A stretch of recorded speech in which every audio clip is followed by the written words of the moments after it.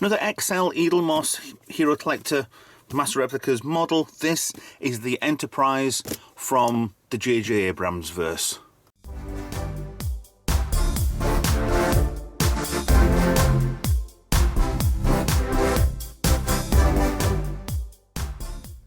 Hi guys, Retro Trek Ralph here. Another model review. Eaglemoss. Yeah, bought for us from Master Replicas because they're the only ones. Them and Fan Home. Not Fan Home, the other one.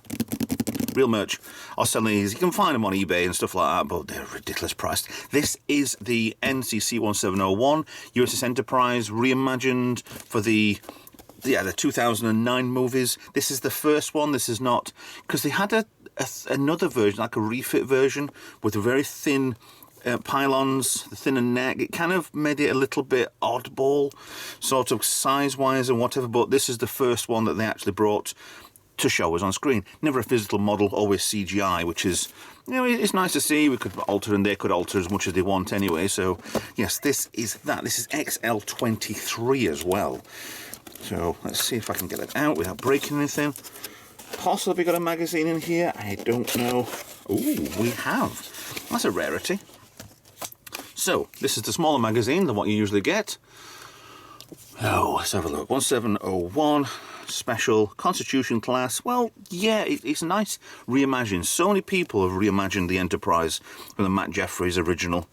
Even the Strange New Worlds one it's got so many nice nods, but also so many disrespectful, shall I say, to it. But it's, with the Strange New World, at least it's kind of, this would have been before. But the problem with this is the size of it. It doesn't actually say, does it say the size? No, it doesn't. Because the whole thing is like triple the size of the Enterprise. It's almost the size of Enterprise D, and that was a big ship. So, yeah, scale-wise, need to be bigger. But it is a nice ship. For what you see on screen with it, it's a really nice ship. There's a bit of concept art there. The engines look a lot different to what they should be. I mean, don't get me wrong, I do like the ship, and I have made a model that sits on the shelf behind me, the AMT one. Was it the Ravel? I think it was the Ravel. Some more concept art there. I do like the concept art. This sort of thing we actually we did see in the original trailer they come out with, because they were building it and it looked really good. They're all workmen sort of with welding and yeah, if you watch Flashdance or Full Monty, yeah, the weld was all to cock, or the mix was all to cock, should we say? Yes. I could say that because I am from Sheffield. So, yeah, some interesting ways they could have done it. There's a it looks exactly the same as the Matt Jeffries dish on there. It's almost like you could have stripped off certain parts eventually and you would have been left with the Enterprise from the original series. Well, that's interesting. That does look quite cool. I mean, they didn't go with these designs, but there's so many different ways, like on there, that they kept. And we did see the Enterprise A being built at the end of the Star Trek Beyond movie. But what happens with Star Trek, these movies, God only knows. The TV series are going from strength to strength, especially with the last series of Picard, and with Lower Decks, and with Strange New Worlds, and Prodigy having the fan backing behind it. There's a Narada. Pictures there, some concept. It's all just spikes, and it was originally supposed to be a mining vessel, but they added on all of these things over the years. So if you watch the backstory or the cut scenes from Star Trek, it was a smaller mining vessel. It added on, and he got caught by the Klingons because he's a Romulan, of Nero, and yeah. He has his ears chopped off, and other bits and bats, and tattoos and all sorts. It was originally supposed to cut in the comic books. It was supposed to be a family man, but turned this way because Romulus got destroyed and blamed Spock for it. Wasn't his fault. The Romulan star went supernova. So, who can be blamed for that? Not Spock. Played by the late great Leonard Nimoy. So. We've had specials of this before in the bigger size, but this is definitely the XL. Bingo time. We have first edition, 2459A/A. Cool. Stand looks like it probably goes on the back here, like most of these Starships. This is really saucer heavy. And I've not opened one of these for quite a while. The dish is, that's definitely out to cock. Yeah. If I move that, I'll break it. So I'm going to keep it as is. And the older these models are getting, I'm thinking the glue that holds the parts together is actually just giving up. Because it just, something cracked on here then. Just a tiny bit of a little snap. It's a nice enough ship. I do like it. These should be really far back. There's nothing underneath there apart from that big... Oh, I hate that. That is, I think, one of the Phase 2 ships was meant to have that.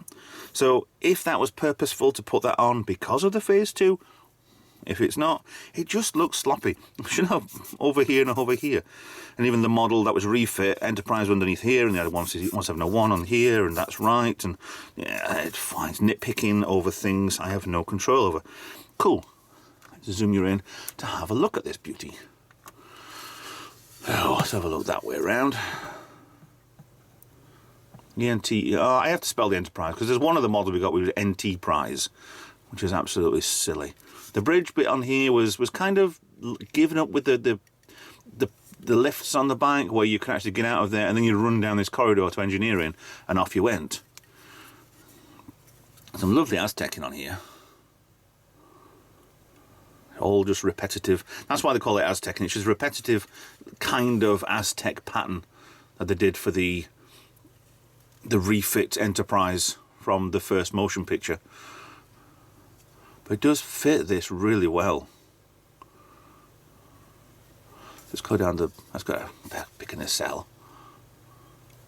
There's a nice clear bussard flexor there.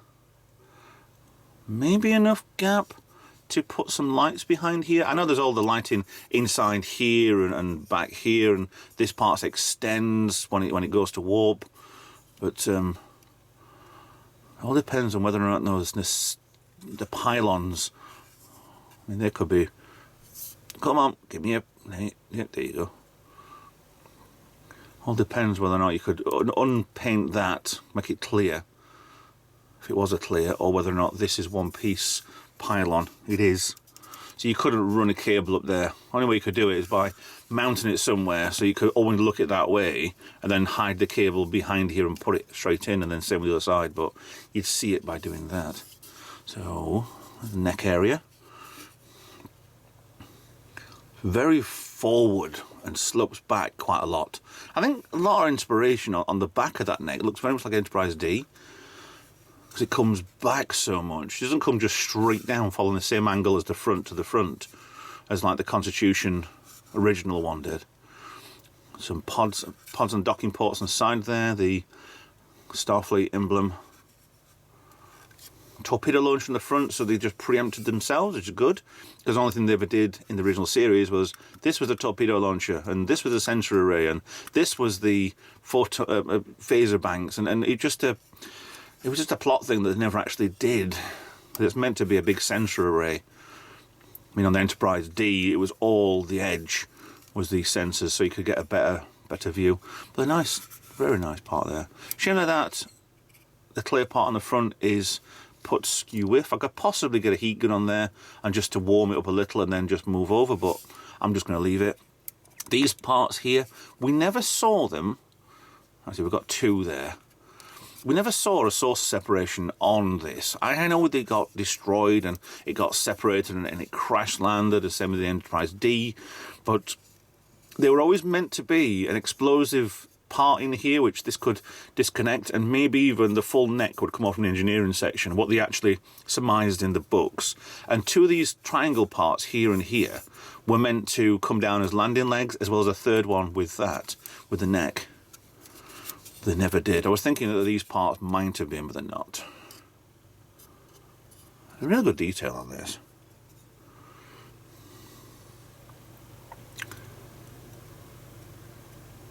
They do remind me quite a lot with the extra parts as the Enterprise B, especially these fins on top of here.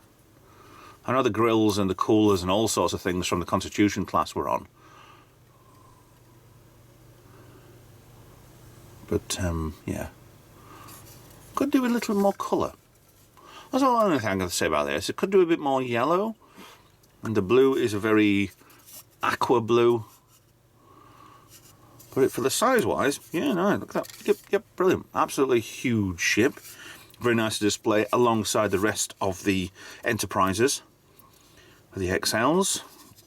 I suppose you could put this alongside the standard size and standard side everything else, and that's how it actually, the size is, which is a bit silly. I mean, scale-wise, it was 1/207, about 1/2800, I think it was. Whereas the original, let's have a look while I'm on here on Memory Alpha. The original Enterprise, which was the first XL, I think it was, was 1 and just over 1,000. So it's a lot bigger. It's a lot bigger ship than what it should have been, which is really odd. Yeah, I'm faffing with that, and I'm not touching it. I'd have to maybe do a bit of isopropyl to release the blue on there, but I'm going to leave it. I'm not touching it. I'm leaving it. It's fine. All right, I will do. No, I'm leaving it.